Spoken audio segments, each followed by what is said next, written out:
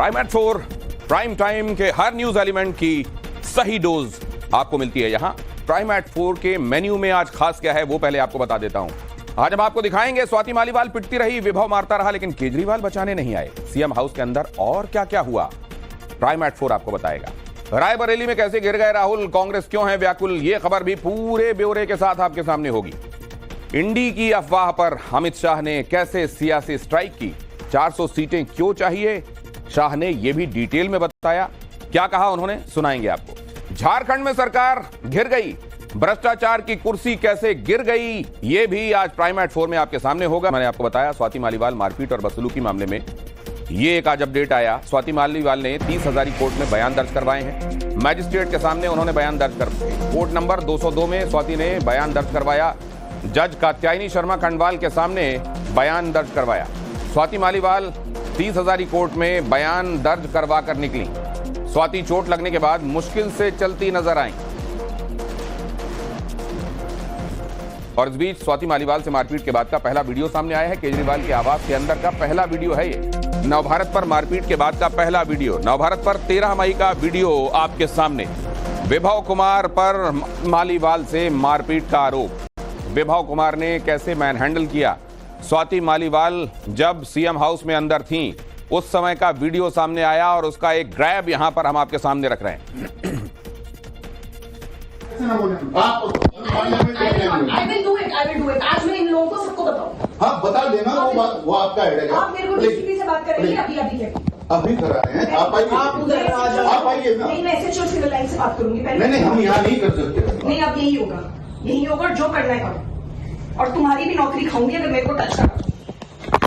तो तभी तो कह रहे हैं हम बड़े रिक्वेस्ट कर रहे हैं। मैंने अभी 112 पे कॉल कर दिया, लेट द पुलिस का, उसके बाद मैं बात करूँ। तो पुलिस भी तो बाहर ही आएगी, वो यहाँ तक नहीं आएगी ना। नहीं, कुछ नहीं होता, अब अंदर ही आएगी जो होगा। प्लीज कम में मैडम बात प्लीज उठा के पहने ना, उठा के पहने। हम रिक्वेस्ट कर रहे हैं आपसे। हम तो रिक्वेस्ट कर रहे हैं। आज फेंक दो। आप पढ़े लिखे लोग हैं, आपके साथ ऐसा थोड़ा ये गंजा प्लीज आप मैडम नहीं, आप ऐसा ना बोलें। Just because you are CCTV और वीडियो सामने आने के बाद दिल्ली पुलिस ने वीडियो का संज्ञान लिया। वीडियो बनाने वाले के बारे में पता लगा रही है पुलिस। वहां मौजूद लोगों की जानकारी भी लेगी पुलिस। मौजूद लोगों से पूछताछ करने वाली है police. Delhi police CM house के अटेंडेंस रजिस्टर से भी क्लू उठाकर जांच को आगे बढ़ाने वाली है। मारपीट की घटना के बाद स्वाति चोट लगने के बाद मुश्किल से चलती नजर आई। चोट की वजह से स्वाति को चलने में परेशानी है।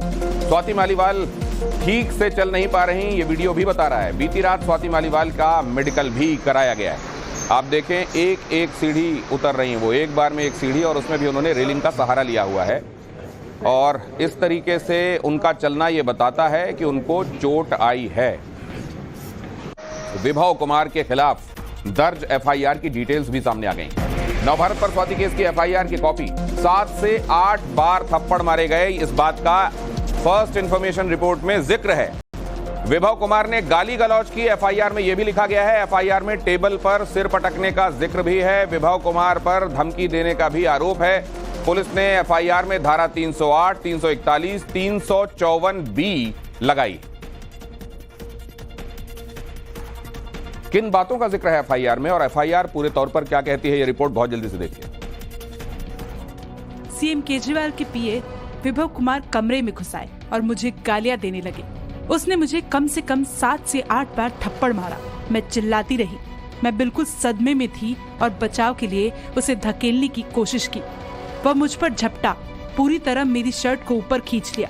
मेरी शर्ट के बटन खुल गए और मैं नीचे गिर गई और सेंटर टेबल पर अपना सिर मारते हुए लगातार मदद के लिए चिल्लाती रही। लेकिन विभव कुमार नहीं माने और अपने पैरों से मेरी छाती, पेट और शरीर के निचले हिस्से पर लात मारकर मुझ पर हमला किया। साथ ही कहा कि नीच औरत, तुझे जो करना है कर ले, तू हमारा कुछ नहीं बिगाड़ सकती।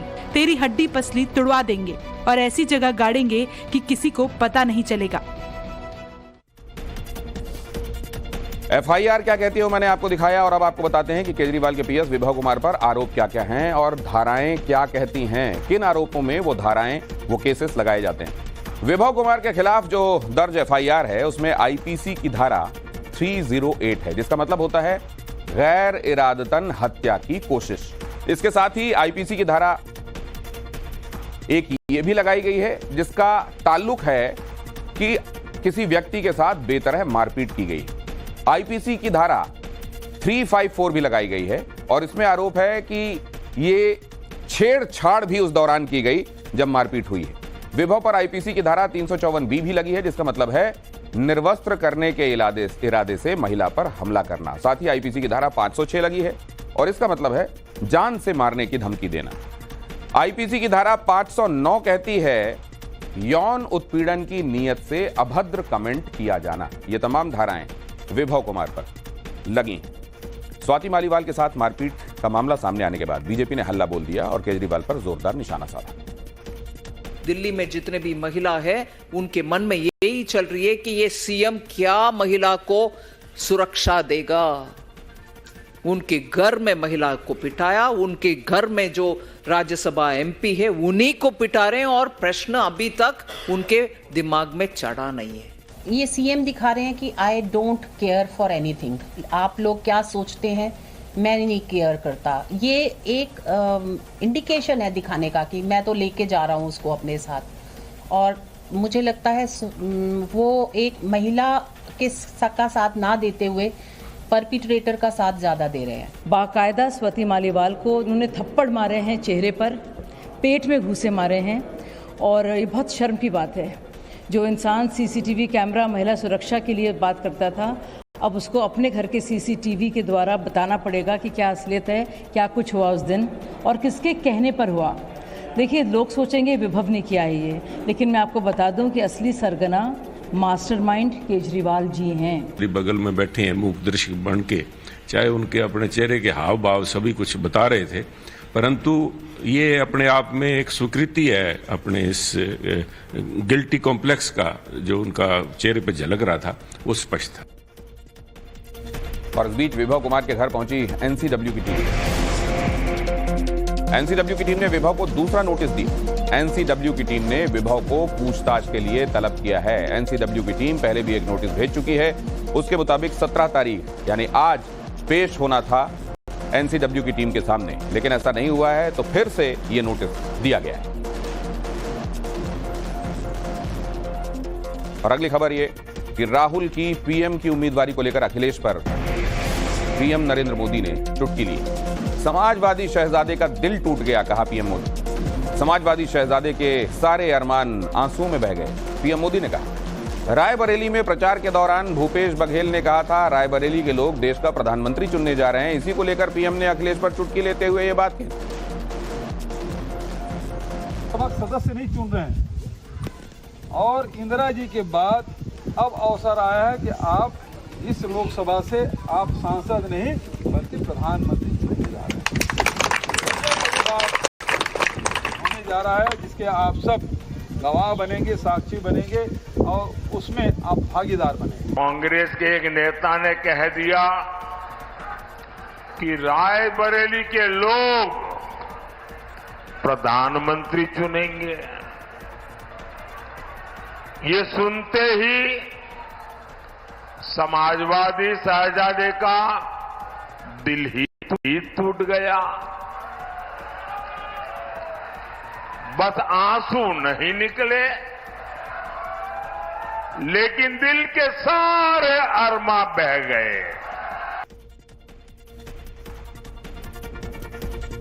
और आज गृह मंत्री अमित शाह रायबरेली में थे। वो राहुल गांधी उधर अमेठी में रैली कर रहे हैं। राहुल ने अमेठी की जनता से क्या कहा वो आपको सुनना चाहिए। इधर आप देखिए रायबरेली के बारे में अमित शाह ने क्या कहा है। जिसे जनता चाहेगी वो संसद में जाएगा, अमित शाह ने कहा। वो कह रहे हैं कि रायबरेली और अमेठी की सीट हमारे परिवार की सीट है। आज मैं पूछने आया हूं किसने विल में दी भाई सीट? ये सीट किसी परिवार की नहीं है, रायबरेली और अमेठी के गरीब युवाओं का सीट है। जो रायबरेली वाले चाहेंगे, अमेठी वाले चाहेंगे, वो ही संसद में जाएगा। रायबरेली में बड़ी गहमा गहमी है। अमित शाह ने जो कहा वो आपके सामने है। उधर रायबरेली के बाद अमेठी की जनता से क्या क्या कहा जा रहा है वो भी सुनिए। मैंने राजनीति में सीखा है वो अमेठी की जनता ने मुझे सिखाया है। उस समय यहां पे सड़कें नहीं थी, ऊसर जमीन थी, कोई विकास नहीं था और मैंने अपने आंखों से अमेठी का और मेरे पिता का जो रिश्ता था, जो प्यार था, जो मोहब्बत थी, मैंने अपने आंखों से देखी और वही मेरी भी राजनीति है। तो आप ये मत समझिए कि मैं रायबरेली से चुनाव लड़ रहा हूं। मैं आपका हूं, अमेठी का हूं, था और रहूंगा।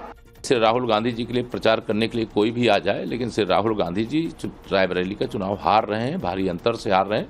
वहां कमल का फूल खिल। देखिए, विपक्ष के पास ना नेता है, ना नीति और नीयत में भी खोट है। सब एक दूसरे से अलग हट के लड़ रहे हैं। पंजाब में अलग है कांग्रेस, अलग है आम आदमी पार्टी, तृणमूल कांग्रेस अलग है और कांग्रेस अलग है। कांग्रेस के वहां के नेता कहते हैं कि तृणमूल को वोट मत दो, भाजपा को वोट दे दो। पंजाब में भी इनकी यही हालत है कि वोट की अपील पर भारतीय जनता पार्टी का जो अटैक मैंने आपको बताया था खबर, उस पर केजरीवाल ने क्या कहा था एक्चुअली, अगर आप कमल का बटन दबाएंगे तो मुझे जेल जाना पड़ेगा। इस बयान को लेकर अनुराग ठाकुर ने हमला बोला है। जेल से बचने के लिए जनता से गुहार लगा रहे हैं केजरीवाल। अब ये कह रहे हैं दोबारा जेल जाना पड़ेगा। 25 मई को अगर आपने कमल का बटन दबा दिया तो मेरे को जेल जाना पड़ेगा, और अगर आपने इंडिया गठबंधन को जिता दिया तो मेरे को जेल जाने की जरूरत नहीं पड़ेगी। कितना सेल्फिश ये व्यक्ति है, अपने तक सीमित है और अनैतिकता कूट कूट कर भरी है। अराजकता इन्होंने पूरी दिल्ली में फैलाई है। भ्रष्टाचार के नए मामले इनके सामने बार बार आते हैं। ये भ्रष्ट सरकार के भ्रष्ट मुख्यमंत्री हैं जो जेल जाने से बचने के लिए जनता को गुहार लगा रहे हैं। ये देश के लिए नहीं सोच रहे, ये आज भी अपने लिए सोच रहे हैं। संविधान बदलने वाले बयानों पर अमित शाह का पलटवार देखने को मिला। अमित शाह ने कहा कि 400 सीटें संविधान बदलने के लिए नहीं, राजनीतिक स्थिरता के लिए, पॉलिटिकल स्टेबिलिटी के लिए चाहिए। संविधान बदलने का बहुमत हमारे पास 10 साल से है, कहा अमित शाह ने। अमित शाह ने कहा 400 सीट जरूर चाहिए क्योंकि भारत की सीमाओं को हमें सुरक्षित रखना है। हमें 400 सीट जरूर चाहिए क्योंकि देश में राजनीति में स्थिरता लानी है। 400 सीट जरूर चाहिए क्योंकि भारत की सीमाओं को चौक चौबंद और सुरक्षित रखना है। 400 सीट इसलिए चाहिए कि देश को दुनिया में तीसरे नंबर का अर्थतंत्र बनाना है। 400 सीट इसलिए चाहिए कि जो थोड़े बचे कुछ गरीबों को अभी लाभ मिलना बाकी है, वो काम भी हमने पूरा करना है। हमें 400 सीट इसलिए चाहिए कि अभी भी हर घर में शुद्ध पीने का पानी पहुंचाना बाकी है। हमें 400 सीट इसलिए चाहिए कि इस देश के अंदर नेचुरल फार्मिंग के क्षेत्र में ढेर सारा काम करना बाकी है। 400 सीट इसलिए चाहिए कि हर 70 साल से ज्यादा आयु वाले व्यक्ति को 5 लाख तक का मुफ्त इलाज हम देना चाहते हैं। और अमित शाह के 400 वाले बयान पर विपक्ष का पलटवार देखने को मिला। कहा गया है बीजेपी के पास संविधान को बदलने के कई तरीके हैं। ये है हमारा संविधान, इसको खत्म करने के कई तरीके हैं इनके पास। एक बंच ऑफ थॉट गोलवलकर ने लिखी थी। क्या इनमें से किसी ने कहा कि उस किताब को हम खारिज करते हैं? उससे हमारा कोई ताल्लुक नहीं है। अपने संविधान बदलने की तैयारी शुरू की है। आप अपने स्वार्थ के लिए कुछ भी कर सकते हो। आप देश हित के लिए 10 साल में कुछ नहीं किया है।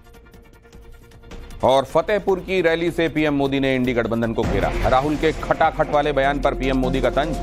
सपा कांग्रेस के सपने टूट गए, खटाखट खटाखट, कहा मोदी ने। हार का ठीकरा किस पर फोड़ा जाए, खटाखट खटाखट। विदेश यात्रा का टिकट बुक हो गया है, खटाखट खटाखट।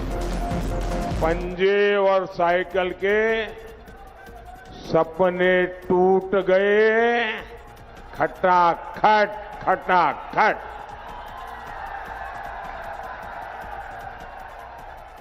अब 4 जून के बाद की प्लानिंग हो रही है कि हार का ठिकरा किस पर फोड़ा जाए। खटाखट खटाखट। और मुझे तो कोई बता रहा था कि विदेश यात्रा का टिकट भी बुक हो गया है। खटाखट खटाखट। उनके बैंक अकाउंट में जाएगा, मगर अंत में फायदा आपको भी होने वाला है। खटाखट खटाखट खटाखट। कल नरेंद्र मोदी आएंगे, उनके भाषण में बोलना खटाखट खटाखट खटाखट। और झारखंड की राजनीति से यह खबर देखिए, आलमगीर आलम ने मंत्री पद से इस्तीफा दे दिया। झारखंड के ग्रामीण विकास मंत्री के पद पर थे। राजभवन को आलमगीर आलम ने इस्तीफा भेज दिया। 15 मई को एनफोर्समेंट डायरेक्टरेट ने आलमगीर आलम को गिरफ्तार किया था। और इस बीच हेमंत सोरेन को सुप्रीम कोर्ट से राहत नहीं मिली। हेमंत सोरेन की याचिका पर मंगलवार को सुनवाई होने वाली है। हेमंत ने चुनाव प्रचार के लिए अंतरिम जमानत मांगी थी। मनी लॉन्ड्रिंग मामले में हेमंत सोरेन आरोपी हैं। अरविंद केजरीवाल की तरह सोरेन ने उसी तर्ज पर अपने लिए भी माफी मांगी।